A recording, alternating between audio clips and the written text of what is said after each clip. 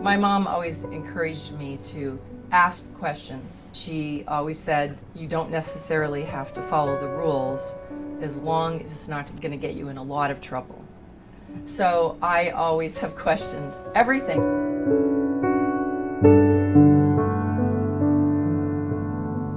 My name is Betsch.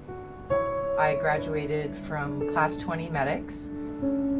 It was so exciting, so energizing. I was very excited from the beginning, starting with, retaking anatomy and physiology and having interactions with different ages of patients. It was a challenge becoming a student again, getting to know the other classmates and learning to interact with adult learners, because I hadn't been a student for a long time. Although classroom work was important, getting to the clinical time was probably the most exciting part of my training. I fell in love with primary care and family practice, and the rest is history. There were no PAs that had hospital privileges in Tacoma in 1988. When I started looking at the laws, my political career began as a PA. I had to go to the osteopathic physician board. They had never had a PA go before the board. So I immediately became the PA representative for the osteopathic board. So once they heard that their laws were outdated, they, realized that they needed to, upgrade. And we got them all up to date. So it was very exciting. I didn't even plan to become a politician. I immediately was. My last probably 10 years, I've been really more involved with teaching the PA students, which has really been the highlight of my career. When I was a student, I had wonderful preceptors. And there's a definite educator in me. I grew up in a family of educators. And so when MEDEX contacted me, I said, what a great opportunity. Precepting students does not slow me down. It gives me joy. I explain to patients, we're going to talk about you in front of you, and you're going to hear the process of how and why we came to the decisions that we came to. So I think it's really fun. It doesn't take any extra time. I feel like I'm doing my part to educate the future. Started my nursing career in 1973 and then started my PA career in 1986 and then went to work at Virginia Mason in 1991. So I've been here for 23 years. How I look at it is 23 years of people's lives.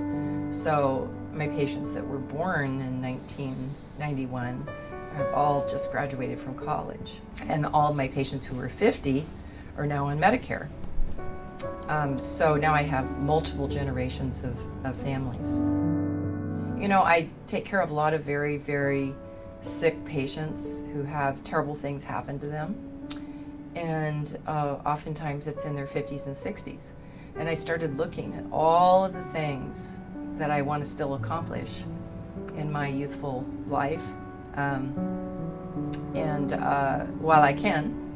And I thought, now's the time to do it. And I gave my notice and I spoke to my physician boss at the time.